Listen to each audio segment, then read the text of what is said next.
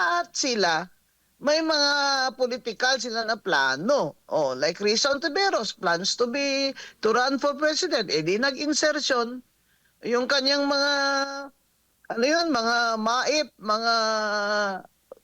mga financial assistance. Ang balita ko, naka-parking lang muna sa DSWD dahil sa 2028 na niya ipamimigay.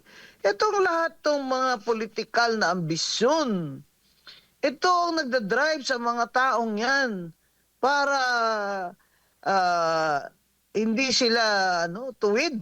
They're not upright people. So, we have an interest in calling them out. Wala akong personalan dito. Kilala ko din yan si Risa Ontiveros eh. Noong aktivista pa yan, ninakip yan dun sa Kamkaringal, tinawag ako ni Eta Rosales, abogado sa kanila. Hindi Opo. nga ako, may iba nga silang abogado pagdating doon, pero nandun ako. At tinawag nila ako. Ang ibig kong sabihin, hindi ito personalan. Ang ayaw ko lang yung magpanggap kayo, wala kayong insertion na meron naman.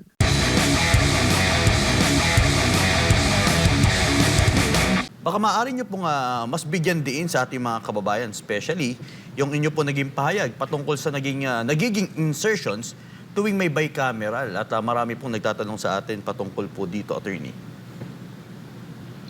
Itong budget natin ngayon, na ano ba yan, 6 something trillion, halos 2 trillion dan pambayad ng utang. Kasi di ba may foreign debt. Ang proseso po kasi gagawa ng mga agencies gaya ng BWH ng kanilang National Expenditure Program dadaan sa DBM. Eh dapat itong DBM ang nagsaslash niyan. Yung mga, dapat may mga analyst naman sila diyan na magsaslash niyan. Pero all these years, 3 years, si BBM, si Secretary Pangandaman, eh kung ano lang po sinusubo sa kanila ng DPWH, ayun naman ang sinasabit nila dun sa House.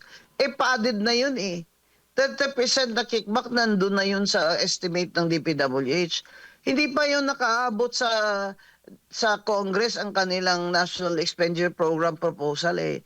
Eh, may mga kontraktor na po dyan. Yan po talaga, ganun sila grabe sa wala na silang wala na silang hiya, wala pang takot. Kaya itong mga insertion na ito ng mga congressman, sa BICAM nila ginagawa yan. Pagkatapos sila mapasa doon sa House of Reps, ang kanilang appropriations bill, maakyat sa Senado, nagba-bicameral conference. Kasama senador, may small committee called the bicameral. Diyan sila nag-i-insertion. Eh, nakaupo dyan, mga buwetri din eh. Yung Congressman Momo, bakit siya nandyan? Eh, di ba, may ano din yan? May mga contractor din yan, si Congressman Momo sa Surigao. Oh, eh, bagong pangalan, same dog, a different color. Nilagay nila sa BICAM. Eh, yung mga senador naman, talagang hindi mapigil ang ambisyon. Alam niyo, itong ambisyon na para sa 2028, ito talaga ang nagda-drive ng pagnanakaw ng mga senador at mga congressman eh. Oh, kagaya niya ni Risa Ontiveros, nag-deny siya na wala siyang insertion. Sabi niya amendment. O sabi ni Frank Drilon, parehas lang yun.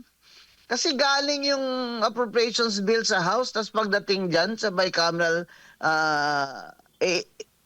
nagdadagdag kayo. Eh, hindi nga nagbabawas eh, nagdadagdag kayo. Eh, insertion yun. Kaya hindi niya pwedeng madinayan ni Risa Ontiveros. Siya mismo, meron din siyang billion na insertion.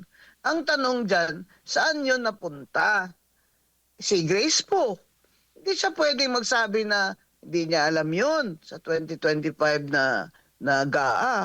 Eh kasi chair siya ng finance. Sabihin, tanga siya. Hindi siya nag-aaral niyan. Isisaldi ko lang lahat ang gumalaw noon. Aba, imposible naman.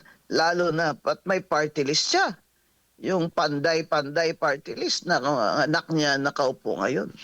Yan ang problema. Lahat sila may mga political sila na plano. Oh, like Risa Ontiveros plans to run for president. Eh di nag-insertion yung kanyang ano yun, mga MAIP, mga financial assistance. Ang balita ko, naka-parking lang muna sa DSWD dahil sa 2028 na niya ipamimigay.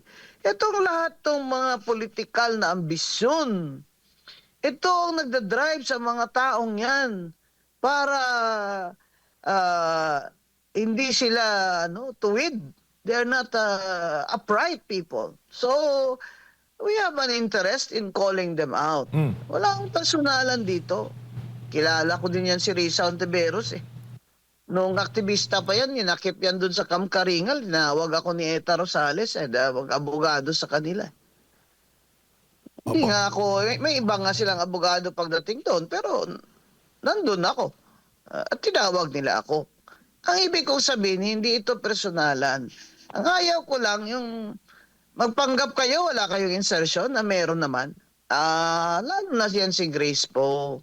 Dapat panagutin yan. Dapat i-investigate yan ng ombudsman. Kasi chair siya ng Finance Committee. At may sarili din siyang insertion doon. Sigurado. Dapat po bawal na yung mga insertion na yan. Kasi dumaan na sa House, tapos dadaan na sa bago ipasa ng mga ng senador, magbabaycam. Dapat tinitingnan nila kung tama ba tong mga ganitong mga project na ito, kailangan ba ito? Ito ba ay ayon sa mga projection ng NEDA? Na maka-generate ba ito ng employment, yung mga infrastructure projects na ito at at makatulong sa development ng economy, kagaya ng mga farm to market roads, tulay, yung mga automated na mga improvements, mga sementadong daan. At yan na lang po dapat i-focus nila. Yung hindi mananakaawa naman po ang kaban ng bayan, sila din naman pagdating sa kanila, kanya-kanya. Sabi ko nga po, di ba? Olympic Games, pabilisan ng insertion, pabilisan ng funding trading. Kita nyo dyan sa House of Reps. Yung nakakahiya kayo dyan. Pansin nyo sila. Lagi sila mga tumatayo, gala sila ng gala. Nag-trading sila. Sasabihin ni Garjola, example, Kung meron ka palang 1 billion dun sa ganyan, akin na lang yun. Bigyan na lang kita ng 10%. Example yan ha. O di, kuha niya na yung 20% niya. May contractor na siya na naghihintay. Yan si Garjola sa Batangas. Grabing vote buying ng party list niya doon. Alam namin kasi tumakbo din akong party list, di ba? Grabe, maka-afford ka ba ng ganun? Kung hindi yung pera ang galing, yung pinamimigay mo ay parang bola lang sa iyo. Kaya dapat managot talaga yung Edwin Garjola na yan. At yung party list niya, dapat makancel.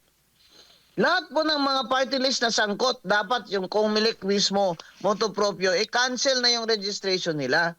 At ito naman po si Speaker D, nananawagan po tayo. Ba't hindi nyo pa sinususpend yan?